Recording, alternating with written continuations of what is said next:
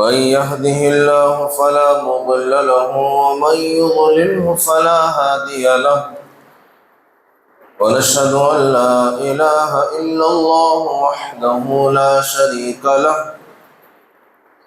ونشهد أن سيدنا وسندنا ونبينا ومولانا محمدا عبده ورسوله.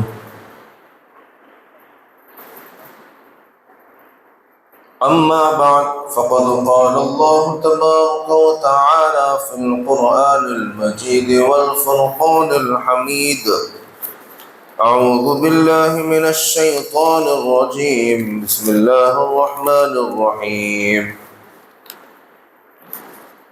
ومن الناس من يشتري لهو الحديث ليضل عن سبيل الله بغير علم ويتخذها هزوا أولئك لهم عذاب مهين.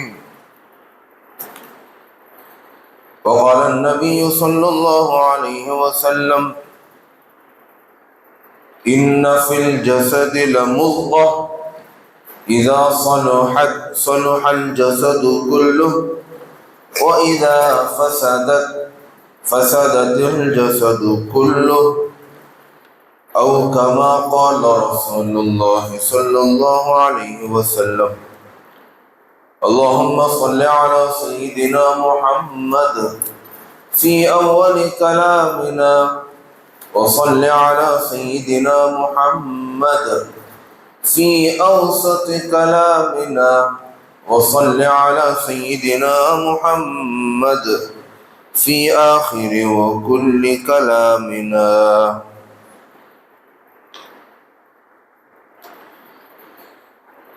معزز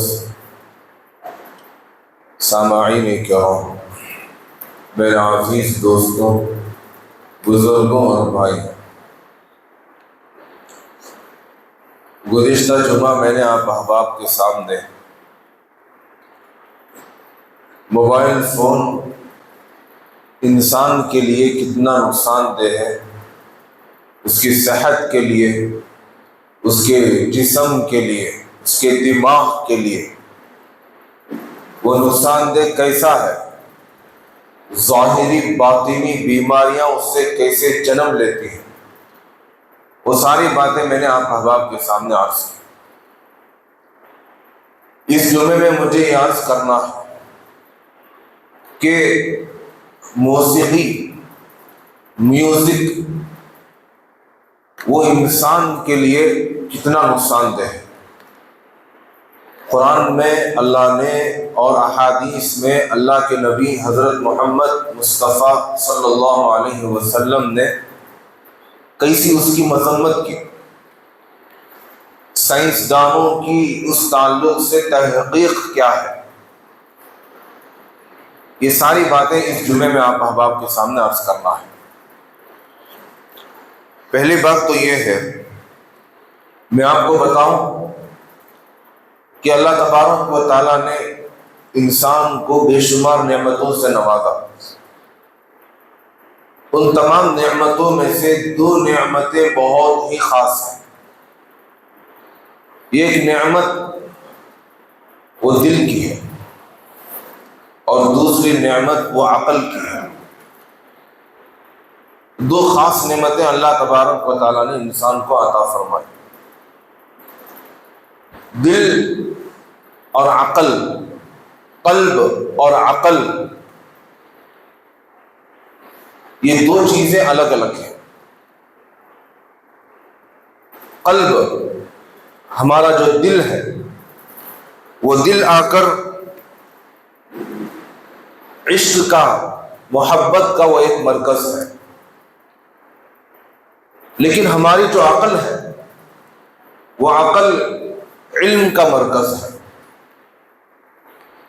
دل وہ جذبات کا گھر ہے، اور عقل وہ خیالات کا گھر ہے۔ دل وہ عشق کا مرکز ہے اور عقل، ہمارا دماغ، وہ علم کا مرکز ہے، دل ہمارا وہ جذبات کا گھر ہے، اور ہماری عقل وہ خیالات کا گھر ہے۔ اسے ذہن میں رکھیں، آگے کی باتیں سمجھنے میں آسانی ہوگی۔ میں آپ کو بتاؤں کہ جب ہمارا دل وہ عشق کا مرکز ہے تو جتنے انبیاء علیہم السلام آئے ان ساروں نے دل کے اوپر محنت کی۔ کیوں؟ اس لیے کہ جب انسان کا دل بن جائے گا تو عقل خود بخود تیار ہوگی، جذبات صحیح ہوں گے تو خیالات بھی صحیح آئیں گے۔ اس لیے انبیاء علیہم السلام نے، جتنے بھی انبیاء آئے ان ساروں نے انسان کے دل کے اوپر محنت کی۔ میں آپ کو بتاؤں، جیسا کہ میں نے شروع میں کہا کہ انسان کی جو عقل ہے وہ عقل خیالات کا گھر ہے، وہاں پر خیالات آتے ہیں۔ خیالات وہ اچھے بھی آتے ہیں، خیالات برے بھی آتے ہیں، ہر طرح کے خیالات انسان کے عقل میں وہ آتے ہیں۔ اب انسان کیا کرے؟ انسان یہ کرے کہ ان خیالات کو جو اس کے عقل میں آ رہے ہیں وہ خیالات، ان خیالات کو انسان کنٹرول میں رکھے، اس کے اوپر پہرا لگائے۔ پہرا کس چیز کا لگائے؟ دل کا پہرا لگائے۔ میں آپ کو اس مثال کے ذریعے سے سمجھانا چاہوں گا۔ اس سے پہلے میں آپ کو بتاؤں، ایک روایت میں اللہ کے نبی صلی اللہ علیہ وسلم نے ارشاد فرمایا، ان فی الجسد لمضغہ، انسان کے جسم میں یہ خون کا لوتھڑا ہے، ایک ٹکڑا ہے۔ جب وہ لوتھڑا صحیح ہوتا ہے تو انسان کا سارا جسم وہ صحیح ہوتا ہے۔ جب وہ خراب ہو جاتا ہے تو سارا کا سارا جسم وہ ڈیمیج اور خراب ہو جاتا ہے۔ الا وہی القلب، اللہ کے نبی علیہ السلام نے ارشاد فرمایا، کان کھول کر سنو، وہ دل ہے۔ جسمانی اعتبار سے بھی اگر آپ لے لیں، اگر ہمارا دل وہ صحیح سے کام کر رہا ہو، ہارٹ ہمارا اگر صحیح ہو تو جسم کے اندر خون کا دوران، ہر چیز وہ صحیح چلتی ہے اور انسان کے سارے اعضاء وہ درست طریقے سے کام کرتے ہیں۔ لیکن اگر انسان کا ہارٹ بلاک ہو جائے، وہ خراب ہونا شروع ہو جائے، تو انسان کے سارے اعضاء وہ بھی خراب ہونا شروع ہو جاتے ہیں اور نئی نئی بیماریاں وہ جنم لیتی ہیں، وجود میں آ جاتی ہیں۔ اسی کو اللہ کے نبی علیہ السلام نے کہا کہ جس طرح ظاہری اعتبار سے ظاہری جسم کو صحیح اور تندرست رکھنے کے لیے دل کا صحیح اور تندرست ہونا، ہارٹ کا صحیح ہونا ضروری ہے، ایسے ہی انسان کی جو عقل ہے، جہاں پر خیالات آتے ہیں، باطنی خیالات، باطنی اعتبار سے جہاں اسے اچھا ہونا ہوتا ہے، دل پاک ہوگا تو وہ بھی پاک ہوگا، اگر دل پاک نہیں ہے تو وہ بھی ناپاک اور خراب ہو جائے گا۔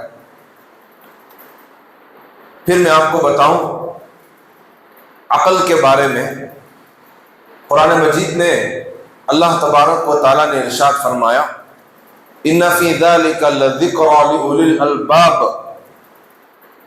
اللہ تبارک و تعالیٰ نے چند نشانیاں بیان فرمائی، اپنی قدرت کی نشانیوں کو اللہ نے بیان فرما کر آسمان کے بارے میں بتایا، زمین کے بارے میں بتایا، پہاڑ کے بارے میں بتایا، سمندر کے بارے میں بتایا، چرند پرند کے بارے میں بتایا، جانوروں کے بارے میں بتایا کہ کیسے ہم نے ان کو بنایا۔ پھر آگے اللہ نے ارشاد فرمایا، اگر اس میں انسان غور کرے گا، کون سا انسان؟ عقل والا، ان فی ذلک لذکر، عقل والے کے لیے اس کے اندر نصیحت ہے، ان مخلوقات میں اس کے لیے نصیحت ہے۔ تو اللہ نے عقل والوں کا تذکرہ قرآن کے اندر کیا، اور اللہ تبارک و تعالیٰ نے انسان کی کج فہمی، انسان کی غلط فہمی اور انسان کی ضد، انسان کے عناد کو جھنجھوڑتے ہوئے اللہ تبارک و تعالیٰ نے کئی جگہ قرآن کے اندر کہا افلا تعقلون، کیا تمہیں سمجھ میں نہیں آتی بات، کیا تم عقل والے نہیں ہو؟ ایسا اللہ تبارک و تعالیٰ نے ہم کو ہماری عقل کے بارے میں سمجھایا، ہم کو ہماری عقل یاد دلائی۔ ایک حدیث میں اللہ کے نبی علیہ السلام نے ارشاد فرمایا اول ما خلق اللہ العقل، سب سے پہلے اللہ تبارک و تعالیٰ نے انسان کے جسم میں جو چیز بنایا، سب سے پہلے اللہ نے عقل بنائی۔ یہ اللہ کے نبی علیہ السلام نے ارشاد فرمایا۔ تو عقل کی یہ اہمیت ہے، عقل کا یہ مقام ہے۔ میں آپ کو آگے بتاؤں کہ آخر یہ عقل کیا چیز ہے۔ عقل وہ ایک سوچنے کی ایک مشین ہے۔ مثال کے طور پر ایک کمپیوٹر ہے، اس کمپیوٹر کے اندر میکرو پروسیسر ہوتا ہے کہ اگر پروگرام میں کوئی ایکویشن ڈال دے اور اس ایکویشن کو پروسیسر کی طرف بھیج دیں تو وہ پروسیسر اس ایکویشن کو سالو کر کے ہمارے سامنے پیش کرتا ہے۔ مثال کے طور پر کوئی ایڈیشن کرنا ہے، سبٹریکشن کرنا ہے، جمانا نکالنا جو ہوتا ہے، اور ہم کمپیوٹر میں اگر ہم کرتے ہیں تو میپ کو پروسیسر جو ہوتا ہے وہ اسے اس پرابلم کو، اس ایکویشن کو سالو کر کے، اسے حل کر کے ہمارے سامنے وہ پیش کرتا ہے۔ تو سالو کرنے کی، حل کرنے کی جو صلاحیت اس کمپیوٹر کے اندر ہے، اس کمپیوٹر کے اندر جو چیز اس کو سالو کرتی ہے اسے میپ کو پروسیسر کہتے ہیں۔ ایسے ہی ہمارے اندر، ہمارے انسان کے جسم کے اندر، انسان کی کھوپڑی میں ایک دماغ ہے، وہ دماغ بھی اس میپ کو پروسیسر کی طرح کام کرتا ہے۔ وہ دماغ بھی ایک سوچنے کی ایک مشین ہے۔ اس دماغ کے اندر جیسا کہ میں نے شروع میں کہا اچھے خیالات بھی آتے ہیں، اس دماغ کے اندر برے خیالات بھی آتے ہیں۔ اچھے خیالات تو ظاہر سی بات ہے، اس کے آنے سے کوئی پرابلم نہیں، کوئی نقصان نہیں۔ جب برے خیالات آتے ہیں تو ان برے خیالات کا آنا بھی کوئی نقصان دہ نہیں۔ شریعت نے ایک اصول متعین کیا، برے خیالات انسان از خود لائے، یا پھر یہ کہ جب برے خیالات انسان کے دماغ کے اندر آئے تو انسان ان برے خیالات کو پکڑے، ان برے خیالات کو پکڑ کر اس میں غور و فکر کرے، ارادی طور پر۔ سمجھنے کے لیے مثال کے طور پر ایک حوالدار ہے، ٹریفک پولیس، وہ ایک چوراہے کے پاس کھڑا ہوا ہے، ادھر سے بھی راستہ ہے، ادھر سے بھی راستہ ہے، ادھر سے بھی ہے، ادھر سے بھی ہے، چاروں طرف سے گاڑیاں گزر رہی ہیں، یہاں سے بھی بس آ رہی ہے، وہاں سے بھی کاریں آ رہی ہیں، سائیکل آ رہی ہیں، ٹو ویلر آ رہے ہیں، ہر چیز چاروں طرف سے ہر طرح کی گاڑیاں آ رہی ہیں۔ اب حوالدار کیا کرتا ہے؟ وہ چاروں طرف کی گاڑیوں کو پاس کراتا ہے، ٹریفک جمع ہونے نہیں دیتا، ٹریفک کو جام ہونے نہیں دیتا، وہ گاڑیوں کو گزرا کر، پار کرا کر وہ خالی کر دیتا ہے۔ لیکن اگر وہی حوالدار ٹریفک کو جام کر دے، گاڑیوں کو گزرنے نہ دے، تو اس حوالدار کی پکڑ ہوگی، اسے پکڑا جائے گا، اس کی نوکری خطرے میں آئے گی۔ بیائی نہیں، اسی طرح ہماری جو عقل ہے وہ عقل ایک حوالدار کی طرح ہے، اس کے اندر اچھے خیالات کے بسس بھی وہاں سے گزریں گے، برے خیالات کے گدھے اور گدھا گاڑی، گھوڑا گاڑی بھی اس کے عقل سے گزریں گے۔ لیکن اگر یہ عقل وہاں پر ٹریفک جام کر لے گا، برے خیالات کو ایسے ہی پکڑ کر رکھ لے گا، تو اس عقل کا مواخذہ ہوگا، اللہ تبارک و تعالیٰ اسے پکڑیں گے، اس سے پوچھ تاچھ ہوگی کہ تو نے کیوں ٹریفک کو کلیئر نہیں کیا۔ جس طرح حوالدار سے پوچھیں گے ایسے ہی اللہ تبارک و تعالیٰ ان برے خیالات کو پکڑ کر اس میں لگنے والے کا اللہ تبارک و تعالیٰ مواخذہ کریں گے۔ اب عقل کا کام یہ ہے کہ ان خیالات کو ایسے ہی گزار دیں، ان خیالات میں نہ پڑیں۔ اگر اچھے خیالات آئیں تو میں نے شروع میں کہا کہ عقل وہ خیالات کا گھر ہے، آئیں گے خیالات، لیکن دل وہ ایک جذبات کا گھر ہے۔ ان خیالات کو، اچھے خیالات کو لے کر اپنے دل کے اندر آدمی بٹھا لے۔ تو محترم دوستو، یہ ہے عقل۔ پھر اللہ تبارک و تعالیٰ نے اس عقل کے اندر ایک عجیب و غریب نظام بنایا۔ نظام اس طور پر کہ ہمارے عقل کے اندر جو خیالات آتے ہیں وہ از خود آتے ہیں، خود بخود وہ خیالات آتے ہیں۔ ایسا نہیں کہ بھئی کوئی آدمی کوئی چیز اس کے اندر ڈال رہا ہو، ہمیں کوئی چیز وہ خیالات آنے کے لیے کوئی بٹن پریس کر رہا ہو، ریموٹ کنٹرول ہو، ایسا کچھ نہیں ہے، بلکہ اللہ تبارک و تعالیٰ نے ایک ایسا نظام بنایا کہ خود بخود اس کے ذہن میں خیال آتا ہے۔ مثال کے طور پر ایک آدمی سبزی خریدنے کے لیے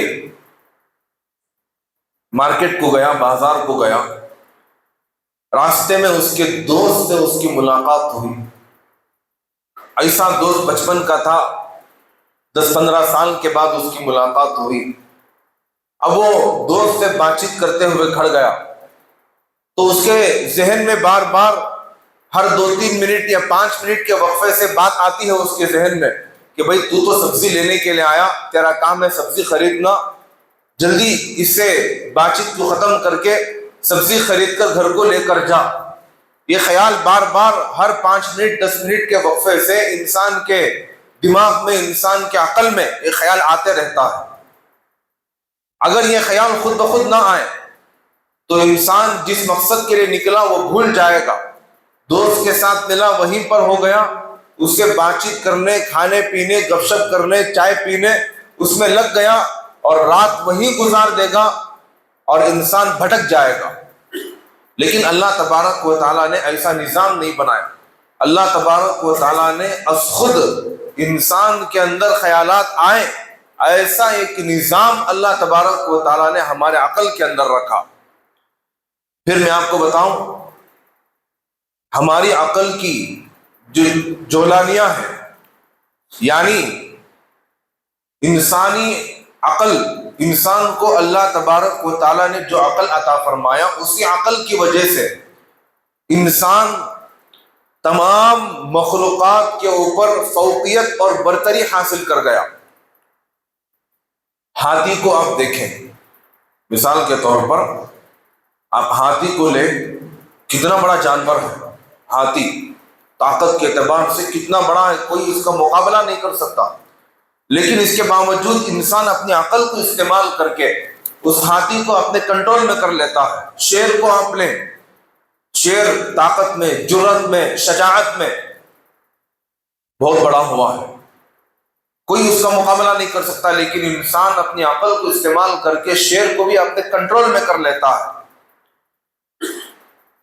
انسان کی عقل کو آپ دیکھیں کہ انسان نے پرندے کو دیکھا، انسان نے پرندے کو دیکھ کر اس نے بھی، انسان ہوا میں اڑے، ہوا میں اڑنے کے لیے یہ قسم کا آلہ اس نے تیار کر لیا۔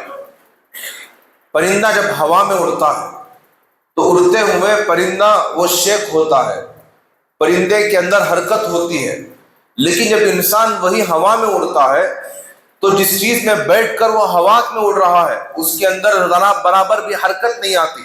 انسان کو اس کے اندر بیٹھ کر احساس نہیں ہوتا کہ وہ ہوا کے اندر اڑ رہا ہے۔ ایسی چیز انسان نے اللہ کی دی ہوئی اس عقل کو استعمال کر کے انسان نے تیار کی۔ یہ انسان کی عقل کی جولانیاں ہیں۔ پھر آگے میں آپ کو بتاؤں، سائنسدانوں نے انسان کے عقل کی جو تحقیق کی، اس تحقیق کی میں آپ کو وضاحت کروں انسانی دماغ کی، کہ دماغ کا، ہمارے دماغ کا جو فنکشن ہے، کہ دماغ جو کام کرتا ہے وہ اس طور پر ہمارے دماغ کے سیلز الگ ہیں، ہمارے جسم کے جو سیلز ہیں وہ الگ ہیں۔ ہمارے جسم کے اگر سیلز ڈیمیج ہو جائیں، وہ مر جائیں، تو جسم کے سیلز وہ خود بخود دوبارہ تیار ہو جاتے ہیں، لیکن اگر وہ دماغ کا کوئی سیل اگر مر جائے، ڈیمیج ہو جائے، تو وہ خود بخود تیار نہیں ہوتا۔ پھر میں آپ کو بتاؤں، ہمارے جسم کے سیلز کو بڑھانے کے لیے، ہمارے جسم کے سیلز کو قوت پہنچانے کے لیے، انہیں دوبارہ صحیح سالم کرنے کے لیے پروٹین کی ضرورت ہوتی ہے، اور پروٹین دودھ کے ذریعے سے، انڈے کے ذریعے سے، گوشت کے ذریعے سے، مچھلی کے ذریعے سے، دالوں کے ذریعے سے انسان حاصل کرتا ہے، اور جسم کے سیلز کو دوبارہ وہ فعال اور حرکت میں، فنکشن میں لے کر آتا ہے۔ دماغ کے سیلز کو جو قوت پہنچتی ہے وہ کاربوہائیڈریٹ سے پہنچتی ہے، اور کاربوہائیڈریٹ چاول کے ذریعے سے، مکئی کے ذریعے سے انسان کو وہ کاربوہائیڈریٹس حاصل ہوتے ہیں، اور اس کے ذریعے سے انسان کے دماغ کو قوت پہنچتی ہے۔ پھر سائنسدانوں کی تحقیق یہاں تک ہوئی، میں آپ کو بتاؤں کہ انسان کے دماغ میں اللہ تبارک و تعالیٰ نے اس کی ساخت ایسی بنائی کہ اس کے اندر تہوں کو اللہ تبارک و تعالیٰ نے رکھا۔ یعنی مثال کے طور پر ایک میٹ ہے، اس میٹ کو اگر مجھے لمبا کرنا ہے تو میں اس کی تہ کو کھولوں گا، جتنا میں کھولوں گا اس کی لمبائی جتنی ہوئی، میٹ اتنا کھلتا جائے گا۔ پھر میں یہ کروں گا، اس کی لمبائی کو کم کرنے کے لیے، اسے کم جگہ میں سمونے کے لیے، میں اسے تہ در تہ لپیٹ کر میں اسے رکھوں گا۔ تو اللہ تبارک و تعالیٰ نے بھی ہمارے دماغ کے اندر چونکہ مختلف قسم کی قوتیں ہیں، قوت فاہمہ ہے سمجھنے کی قوت، اور قوت حافظہ ہے یاد کرنے کی قوت، اور پھر اس یاد کیے ہوئے کو دماغ کے اندر رکھنے کی قوت، دوسروں کو سمجھانے کی قوت، مدرکہ ادراک کرنے کی قوت، یہ 5 قسم کی طاقتیں اللہ تبارک و تعالیٰ نے ہمارے دماغ کے اندر رکھی۔ اب یہ ساری چیزیں اور انسان کی میموری بھی اتنی بڑی، بے شمار چیزوں کو اسے اپنی میموری میں رکھنا ہے، اپنے دماغ کے اندر لے کر آنا ہے۔ اگر اللہ تبارک و تعالیٰ اس دماغ کے اندر تہوں کو نہیں بناتا، اسے تہ در تہ کر کے نہیں رکھتا، تو انسان کی کھوپڑی ہی بہت بڑی ہوتی۔ تو اللہ نے دماغ کے ساخت کو جو بنایا، وہ تہ کے ذریعے سے اللہ تبارک و تعالیٰ نے بنایا، اور اس کے اندر اللہ تبارک و تعالیٰ نے انسان کی میموری کو رکھا۔ پھر میں آپ کو آگے بتاؤں کہ انسان کے دماغ، سائنسدانوں نے یہ تحقیق کی کہ انسان کا جو دماغ ہے، یادداشت کرنے کی جو قوت ہے، اللہ تبارک و تعالیٰ نے دماغ کے پیچھے حصے میں رکھی۔ یادداشت کی قوت اس لیے پیچھے دماغ کی طرف مارنے سے منع کرتے ہیں، اگر کوئی یہاں مارے گا تو ممکن ہے کہ اس کی یادداشت ختم ہو جائے، یہاں تک کہ اس کی آنکھوں کی بینائی بھی چلی جائے، اگرچہ کہ بظاہر وہ دیکھ رہا ہوتا ہے، لیکن اللہ تبارک و تعالیٰ نے ایک ایسا نظام بنایا کہ اس کی یادداشت بھی ختم ہو سکتی ہے، یہاں تک کہ اس کی بینائی بھی ختم ہو سکتی ہے۔ پھر میں آپ کو بتاؤں کہ انسان کے دماغ کا کون سا حصہ انسان کے جسم کے کون سے عضو کو کنٹرول میں رکھا ہوا ہے، یہ تک تحقیق سائنسدانوں نے کر لی۔ اسی لیے کوئی آدمی جو پیرالائزڈ ہے، جسے فالج ہوا، اگر اس کا دایاں حصہ وہ پیرالائزڈ ہے، سیدھے ہاتھ والا حصہ اگر وہ فالج ہو گیا، تو اس کے دماغ کا جو لیفٹ والا حصہ ہے وہ حصہ خراب ہو چکا ہوگا۔ اگر کسی آدمی کا بایاں حصہ وہ فالج زدہ ہے تو دماغ کا رائٹ والا حصہ وہ خراب ہو چکا ہوگا۔ تو یہ ساری تحقیق سائنسدانوں نے اس دماغ کے اوپر، اس عقل کے اوپر کی۔ آگے کی تحقیق میں آپ کو بتاؤں وہی امپورٹنٹ تحقیق ہے آج کے میرے موضوع سے متعلق، وہ یہ ہے کہ سائنسدانوں نے یہ بھی تحقیق کی کہ انسان کے دماغ کو جو انفارمیشن جاتی ہے وہ انفارمیشن کیسے جاتی ہے، اس کا انپٹ کیا ہے۔ کمپیوٹر ہے، کمپیوٹر کے اندر انفارمیشن ہم لوگ کی بورڈ کے ذریعے سے، ماؤس کے ذریعے سے، یا پھر ایک دوسرے کمپیوٹر کے ذریعے سے کنیکٹ کر کے، یا ہارڈ ڈسک کے ذریعے سے انفارمیشن ہم کمپیوٹر کے اندر پہنچاتے ہیں۔ اسی طرح ہمارے دماغ کے اندر جو انفارمیشن جاتی ہے وہ انفارمیشن دو طریقے سے جاتی ہے۔ یہ انفارمیشن ارادتاً آدمی ارادہ کرتا ہے، چاہتا ہے کہ انفارمیشن مجھے حاصل ہو۔ یہ ایک انفارمیشن غیر ارادی طور پر انسان کے دماغ کے اندر جاتی ہے۔ دونوں کو مثال کے ذریعے سے میں سمجھاتا ہوں۔ وہ اس طور پر ارادی طور پر انفارمیشن دماغ کے اندر اس طور پر جاتی ہے کہ انسان جب کسی چیز کو دیکھتا ہے تو دیکھ کر اس انفارمیشن کو اپنے دماغ کے اندر رکھ لیتا ہے۔ انسان کوئی چیز سنتا ہے ارادی طور پر، ارادہ کر کے، تو انفارمیشن اس کے دماغ کے اندر چلی گئی۔ انسان کسی چیز کو وہ سنتا ہے تو انفارمیشن اس کے دماغ میں گئی۔ انسان چکھتا ہے، محسوس کرتا ہے چھو کر، تو ان تمام چیزوں کے ذریعے سے انسان کو انفارمیشن حاصل ہوئی۔ یہ سب ارادی طور پر اس نے چاہا کہ میں حاصل کروں تو اس نے حاصل کر لیا۔ کچھ انفارمیشن ایسی ہے کہ غیر ارادی طور پر انسان چاہتا نہیں کہ میں اسے حاصل کروں، لیکن پھر بھی وہ غیر ارادی طور پر اس کی دماغ میں چلی جاتی ہے۔ مثال کے طور پر کوئی آدمی بنگلور سے ممبئی کے سفر کے لیے نکلا، راستے میں جاتے ہوئے اس نے ممبئی کا بورڈ دیکھا، لگا ہوا ہے کہ وہاں پر بورڈ پر لکھا ہوا تھا ممبئی 1000 کلومیٹر، 1000 کلومیٹر۔ اب وہ دیکھ لیا، راستے میں جا رہا ہے، ایک 5 کلومیٹر کا سفر طے کرنے کے بعد کوئی آدمی اسے راستے میں ملا۔ اب وہ آدمی اس کو پوچھنے لگا کہ بھائی مجھے بھی ممبئی کو جانا ہے، اب ممبئی کتنے کلومیٹر ہے یہاں سے؟ اب یہ آدمی جو بورڈ دیکھا تھا اس نے صرف یہی دیکھا تھا کہ اس کے اوپر 1000 کلومیٹر لکھا ہوا تھا، بس یہی اس سے انفارمیشن حاصل تھی۔ اب یہ آدمی کہے گا اسے کہ بھائی میں تو 5 کلومیٹر کا سفر طے کر کے آیا۔ اب اس آدمی کو جو معلوم ہوا کہ اس نے 5 کلومیٹر کا سفر طے کر لیا، یہ انفارمیشن غیر ارادی طور پر اسے حاصل ہوئی۔ اب یہ آدمی کے ذہن میں بات آئے گی کہ میں نے جو بورڈ دیکھا وہ بورڈ کتنی ہائٹ پر تھا، وہ بورڈ کون سے کلر میں لکھا ہوا تھا، اب آگے مجھے اور کتنے کلومیٹر سفر طے کرنا ہے۔ یہ جو تجزیہ، یہ جو انالیسس انسان نے اپنے دماغ کے اندر کیا، یہ سارا انفارمیشن انسان کو غیر ارادی طور پر حاصل ہوا۔ ایک اور مثال کے ذریعے سے میں آپ کو سمجھانا چاہوں گا کہ ہم نے کوئی بکرا خریدا،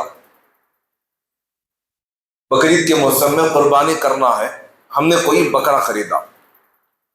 جب ہم اس بکرے کو رات کے وقت اپنے گھر کے اندر لانا چاہیں گے تو اس بکرے کے اوپر 2-3 مکھیاں بیٹھی ہوئی ہیں۔ ہمارا ارادہ تو صرف بکری کو اندر لانے کا تھا، لیکن غیر ارادی طور پر 2-3 مکھیاں بھی اس بکری کے اوپر بیٹھ کر ہمارے گھر کے اندر داخل ہو گئی۔ مکھیوں کو تو لانے کا ہمارا ارادہ نہیں تھا۔ بعین ہی اسی طرح ہمارے دماغ کے اندر جو انفارمیشن جاتی ہے وہ ارادی طور پر بھی جاتی ہے اور غیر ارادی طور پر بھی ہمارے دماغ کے اندر انفارمیشن جاتی ہے۔ اس تحقیق کو سامنے رکھ کر سائنسدانوں سے زیادہ مسلمانوں کے دشمنوں نے ہمارے ایمان کو، ہمارے عقائد کو، ہمارے دینی جذبے کو خراب کرنے کے لیے غیر ارادی طور پر انفارمیشنز کو ہمارے اندر بھیجنے کے بارے میں انہوں نے سوچا، اور ان کو جو ذریعہ ملا وہ ذریعہ میوزک کا ذریعہ تھا، موسیقی کا ذریعہ تھا۔ وہ کیسے؟ وہ اس طور پر کہ میں آپ کو بتاؤں، اگر آپ پڑھیں گے اس کے بارے میں، اگر آپ مطالعہ کریں گے تو آپ کو معلوم ہوگا، آپ کو علم ملے گا۔ انہوں نے دیکھا انسان کی ساخت کو، اب انہوں نے سوچا کہ کیسے ہم انسان کے دماغ کو اپنے کنٹرول میں لیں، کیسے ہم انسان کے دماغ کے اندر ہماری انفارمیشن کو ڈالیں، تو انہوں نے اس کا تجزیہ کیا۔ اچھے پڑھے لکھے پی ایچ ڈی کیے ہوئے ڈاکٹرز، اچھے پڑھے لکھے سائنسدان، انہوں نے میوزک کے فارمولوں کو انہوں نے تیار کیا۔ انسان کو جو سگنل ملتا ہے انسان کے دماغ کے اندر، آپ اگر کوئی میری بات کو اگر ریکارڈ کر کے، کوئی بات کو ریکارڈ کر کے یا کوئی میوزک کو ریکارڈ کر کے اگر آپ اسے کمپیوٹر کے اندر ڈالیں گے تو آپ اس کے اندر ویوز کو دیکھیں گے۔ ایک قسم کے ویوز اس طرح آتے ہیں، جہاں پر آواز بلند ہوتی ہے تو وہ ویوز بلند ہو جاتے ہیں، جہاں پر آواز درمیانے انداز میں جا رہی ہوتی ہے تو ویوز کا کنٹرول بھی بالکل صحیح ہوتا ہے۔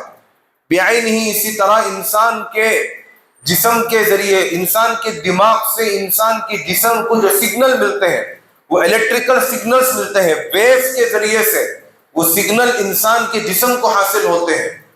اب میوزک اسے بھی ایسے ہی تیار کیا گیا، وہ بھی ایک الیکٹریکل ویوز کی شکل میں جب انسان کے دماغ کے اندر جاتے ہیں تو انسان ورچولی بھی وہ انکنٹرول ہو کر اس کے جسم کے اندر وہ ویوز جاتے ہیں، اور وہ جو میسیج انسان کو پہنچانا چاہتے ہیں وہ میسیج انسان کو وہ پہنچا دیتے ہیں۔ سمجھنے کے لیے اگر آپ چھوٹے بچے کو دیکھیں جو ویڈیو گیمز کا عادی ہو چکا ہے، اسے آپ دیکھیں، پہلے ایسا تھا کہ وہ صرف ہاتھ کے کنٹرول کے ذریعے سے گیم کھیلتا تھا، اب اس کے اندر میوزک وغیرہ کو ایڈ کر کے ساخت اس کی ایسی بنا دی گئی کہ اس کی پوری توجہ، اس کا دماغ، اس کی آنکھیں، اس کا ہاتھ، سب کچھ حرکت میں ہوتی ہے۔ یہاں تک کہ میوزک وغیرہ کو ایڈ کر کے ایسا بنا دیا گیا کہ اب اس بچے کے پیر بھی حرکت میں آ جاتے ہیں، وہ بھی خود بخود حرکت کرنے لگتے ہیں۔ یہ سب کچھ الیکٹریکل سگنلز اور الیکٹریکل ویوز انسان کے دماغ کے ذریعے سے اس کے جسم کے اندر پہنچائے گئے۔ بعین ہی اسی طرح کفار، اسلام کے دشمنوں نے میوزک کو استعمال کیا، میوزک کے فارمولوں کو انہوں نے تیار کیا، اسے تیار کر کے اپنے میسیجز کو انسان کے دماغ کے اندر الیکٹریکل ویوز کے ذریعے سے انہوں نے داخل کیا۔ سب سے پہلے انہوں نے یہ تجزیہ کیا، ہیٹ یور موم، اپنی ماں سے نفرت کرو، اس کے اوپر میوزک بنا کر ایک گانا تیار کر کے، گانا تو بہت ہی اچھا گانا تھا لیکن اس کے پیچھے جو انہوں نے بیک گراؤنڈ میوزک انہوں نے جو ایڈ کی ہیٹ یور موم کے وزن پر تھا، اس میوزک کو انہوں نے انسان کے دماغ کے اندر پہنچایا۔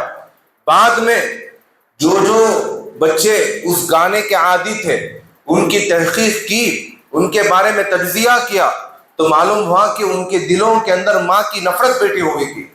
پھر اس کے بعد میں انہوں نے اور کیا، کل یور ڈیڈ، اپنے باپ کو قتل کر، ایسی میوزک کو تیار کر کے انہوں نے انسان کے دماغ کے اندر ڈالا۔ پھر اس کے بعد دیر از نو اینی ریلیجن، کوئی مذہب نہیں ہے، اگر تجھے عبادت کرنا ہے ورشپ دا ڈیول، شیطان کی عبادت کر۔ ایسی چیزوں کو، ہمارے عقیدوں کو خراب کرنے کے لیے میوزک کے ذریعے سے غیر ارادی طور پر انسان کے دماغ کے اندر داخل کر کے ہمارے عقائد کو، ہمارے ایمان کو خراب کرنے کی کوشش کیے۔ آج اسی کا نتیجہ ہے کہ ہم لوگ بھی گانے سنتے ہیں، سفر کر رہے ہیں، سفر کے اندر گاڑی کے اندر گانا سنتے ہوئے جا رہے ہیں، آدمی ٹو ویلر چلا رہا، ٹو ویلر چلاتے ہوئے بھی فرصت نہیں، کان میں لگا لیا، ایئر بڈس لگا لیا، گانے اور میوزک سنتے ہوئے جا رہا ہے۔ آدمی کام میں لگا ہوا ہے، وہاں پر بھی اسے فرصت نہیں، کان میں لگا لیا، میوزک سنتے ہوئے کام کر رہا ہے۔ آپ ڈرائیور کو کہیں گے کہ بھائی میوزک سننا گناہ ہے، حرام ہے، اگر آپ کہیں گے تو وہ کہے گا اگر میں میوزک نہیں سنوں گا تو میں ڈرائیو ہی نہیں کر پاؤں گا۔ ایسی ذہنیت، ایسی مینٹالٹی دشمنان اسلام نے ہماری بنا دی اور ہماری اپنی بن گئی، اور ہم اس کے عادی ہو گئے۔ جب میوزک کے عادی ہو گئے، اسلام سے دور ہو گئے، رشتہ داروں سے نفرتیں ہمارے دلوں کے اندر پیدا ہو گئی، اسلامی احکامات سے نفرت ہمارے دلوں کے اندر آ گئی۔